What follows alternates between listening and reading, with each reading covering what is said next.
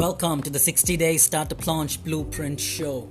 My name is Umran, and as usual, this is Podcast Thursday. Alright, so I want to welcome you to yet another episode of Season 2, 60 Day Startup Launch Blueprint. This is the shit. This is the juice right here, right? So, this podcast was started in the quarantine while the world was in lockdown and when India implemented the most stringent of lockdowns on the planet. So while we were all stuck inside, I was experimenting with building an habit. They said it takes 21 days to build a habit, so I was like, why not put that into test? So that is when I started, and I always wanted to create a podcast, right? And I was like, this is something that we should give it a go. So I figured it out. The first thing I did was Googled how to launch your podcast or how to create a podcast, and it brought me down to some YouTube videos, and I got into the rabbit hole and I found and discovered Anchor. So whatever you see that's happening, this is happening on the Anchor app. I'm recording it right here. You can go on to the link as well, Anchor 60 Days Startup, and you will find me. And shout out to the team of Anchor. You guys are doing a splendid job, alright? So what happens is they have the entire architecture in place, so you can just record your audio, and it's all freestyle for me. I don't have any scripts written down or nothing as such. I just start, and that's it, and talk for like 15-20 minutes, and you guys are listening to it, and you guys are hopefully enjoying it and learning from it. And so the next thing was figuring out my niche. What is it that I want to talk about?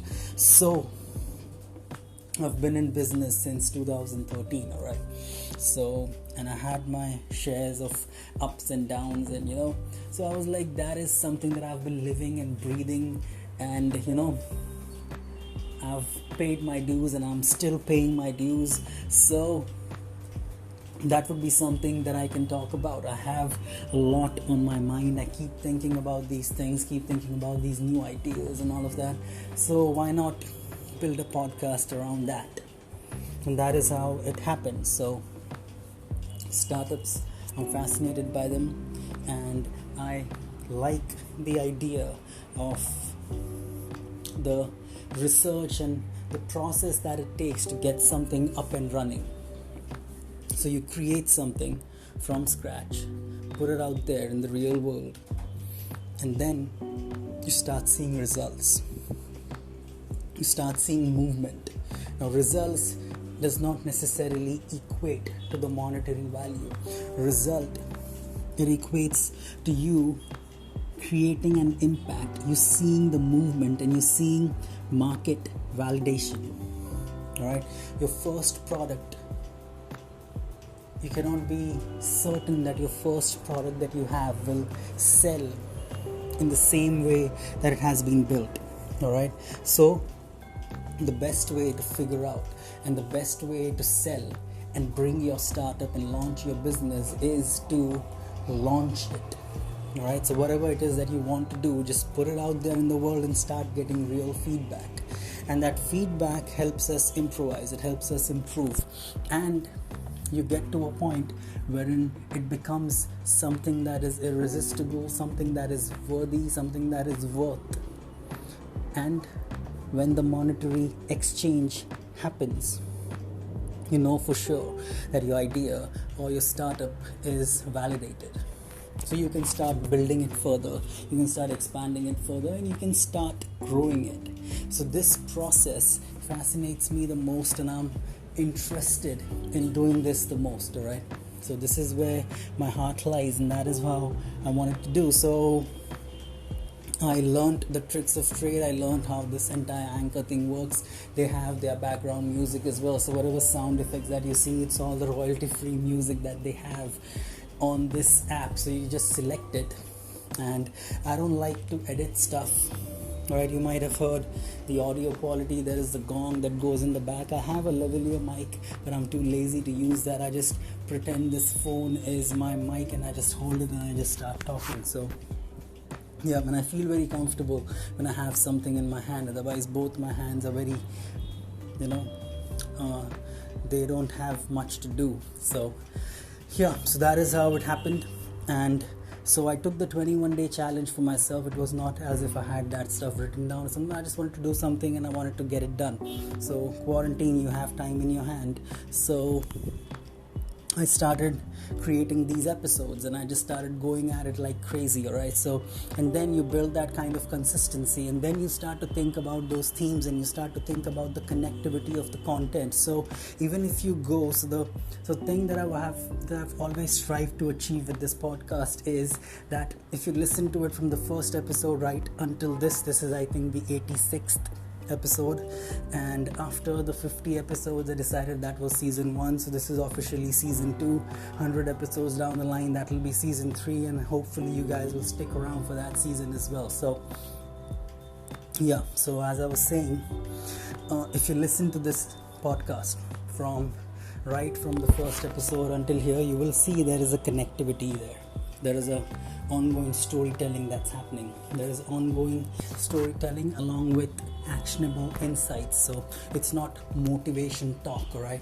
Wherein you are pumped, you have all that motivation in place, and then when you try to do something, you don't know how to go from first step to the second step. So this is actionable insights. And I have been known to motivate people around me. I mean, the first 5 years in my business, that was the major skill that did me good. That was one of the key skills that my business survived and thrived during that time. So I would not want to get into the details and nitty-gritties of things. So what I would do is I would make sure that whatever effort or whatever thing that I lacked with regards to the technicalities of things, I made it up by brute force and raw effort, and all of that was very concentrated. Alright, so I would have a game, and it was purely to drive sales. So I would have my office and the room full of 10-15 salespeople that we had in each one of those branches, and I would do that morning session with them, and everybody would raise their hands and get riled up. Yeah, we want money, we want to close that deal, we want the good stuff, we want the shiny stuff. And I would always have these repercussions, alright? So when all you do is push through without worrying about any kind of consequence, alright, what happens is consequences tend to catch up. Alright, that is what happens. So what do? You double down on that consequence. So every notice that I got sent and every kind of issue that we created, it all started with very small things. So my office was the most chaotic office in the entire area. So I had my office in Andheri. If you don't know where that is in Mumbai. Mumbai represent. And the entire thing was a commercial building filled with CAs and all of them. So they tend to just do their work sitting on the laptop, and it's very boring, right? They worry about numbers, and we were primarily driving sales through calls. So it was cold calls, it was lead generation, it was everything. So I mean, every day I remember I would give 250 to 300 leads to each one of my sales representatives. Alright, and these are all inbound direct response marketing leads. So this podcast that you're talking about, that I've been talking about extensively, I started that series, Top 20 Reasons Why Startup Fail. I mean, I did not start that. I stumbled upon it through CB Insights because I wanted to know what happens, what's wrong, how to rectify it, and I decided to convert that into that series. Alright, so the reason number 8 is poor marketing, and that connected with me a lot. So I was like, let's dedicate quite a few episodes on there. So I think by the time we are done with season 2, that reason number 8 will be done, and in season 3 we are going to move until the reason number 1. And in season number 4, I'm going to decide on taking you further. So that is what I have planned for you so far. Alright, so as I was saying, since that reason, poor marketing, I've been talking about direct response marketing to quite some length. and I will continue to do that.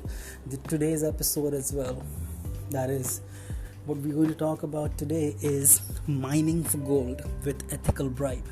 Now, this strategy is again part of direct response marketing, and the reason why I stress on direct response marketing and not branding and getting your name out there and all of those things is because I know the power of direct response. Alright, how it happened was, in my company, we started off as a proprietorship firm. Alright, you can hear the gong. I'm going to let that remain the way it is, or I'm not going to edit that out or try to waste my time or try my hand at editing that stuff. That's not going to happen. What you're going to get is this raw, unfiltered mix, and if you stick through it, I appreciate you. Alright, so what we used to do was, the entire thing that we had, the entire business was built on getting these leads. I mean, we did not focus on referrals. We did not rely on getting someone's, being at the mercy of someone's good graces and giving that customer or client that much power over us that they could dictate or try to mold us in a way that we were not meant to be. We would generate our own fucking leads. That is what we did. And that is what our core focus was. Alright, so 15 sales reps in a branch, around 350 leads for each one of those reps. You can do the math. Alright, I've generated thousands and thousands and tens of thousands of leads for my own business, so I know a thing or two about lead generation, and direct response marketing works the best. Let's do some quick calculation. 350 into 15, that's 5,250 inquiries on a single day in only one of my branch. Multiply that by 30. That is 1,57,500 leads in a month in one of my branches. In a year, 1, 2, 3, 4, 5. That is 18,90,000 leads. I had 5 of these main branches, and then there were the other small ones. 1, 2, 3, 4, 5. That is 94,50,000 leads in my core branches. I had closed around 77 franchises of my own business, and they would generate their own leads because I taught them how to do that. Alright? And it's quite simple. You don't necessarily have to become that digital marketer that you want to do. You don't necessarily need to know and learn the technicalities of Facebook or Google ads or anything as such. When I talk about leads, people directly jump onto these portals and they try to figure out how to generate those leads. And see, you have to understand, your job as a business owner is not to know how that particular platform works. You just have to make sure you are capable enough of hiring the right people that can do the right job. And if you're just starting out, if you are a startup, alright, you have to understand there are thousands and thousands of marketplaces that are going to get you the inquiries if you just pay them on a monthly basis. So do that. Don't try to get engrossed with that fact. And for those of you who are trying to post content on Instagram in the hopes of you getting the leads and all of that, and then you build your brand and then you build your personal brand, you have to understand what we are going to talk about and what we've been talking about throughout this is we are talking about running a business. Alright, running a personal brand is completely different. I'm not saying that does not help. All I'm saying is you don't necessarily need to create these long form kind of content and then you expect them to come to you and then you wait 5 years for things to happen. Right? I never felt the need to update my Instagram to an entrepreneur. Right? And I had my fingers doing those double quotes. You don't need to be that Instagram entrepreneur, right? As long as you're minting money and as long as you're making cash in the real world, that's all that matters. Alright, and in the real world, how it works is you offer people what they want in exchange of money, because what you are offering is solving a problem, and that problem is big enough for them to pay for a solution. So what that means is you don't get into the vitamins business, you get into the painkiller business. Alright? If you have a crippling headache, you want to make sure that headache is taken care of right now. Not after a week, not after a month. You don't care about the fucking brand as long as it is being sold in a pharmacy. Alright, that is credible. Alright, as long as it does its job, you would buy that fucking tablet. You will take that on the spot because that headache is something that you want to get rid of. Alright, you don't go and do a Google search on the brand name of that particular company who came up with that. You don't go to their social media handle and you try to gauge their credibility looking at the number of Instagram followers. Right? It doesn't work like that. Businesses did business even before Google was there, even before Instagram, even before Snapchat, even before Facebook. Business was business. So when you talk about startups, when you talk about business today, you don't necessarily want to confuse, and you don't necessarily want to talk about these tactics. When you're talking about these platforms, for example, I personally know quite a lot of influencers who are huge on TikTok. Alright? They built their following to the tunes of lakhs. Right? 100,000 followers, 5 lakh followers, that's 500,000 followers. Right? And that followers, the people that they had, that became their source of their credibility or whatever you want to call it. It became their wajood, what you say in Hindi. Put that on Google, wajood, and you will get an English translation. Right? What happened? India banned TikTok. Overnight, millions of those businesses got wiped out. What happened? They got wiped out. Nobody gives a shit about you anymore. Alright? What matters is your list. What matters is the customers whose contact details are with you. So if you have 1 lakh followers, compare that with having 1 lakh email IDs. Compare that with 1 lakh email IDs with 50,000 phone numbers. Your business is going to rock regardless of whatever the fuck happens on that other social media platform.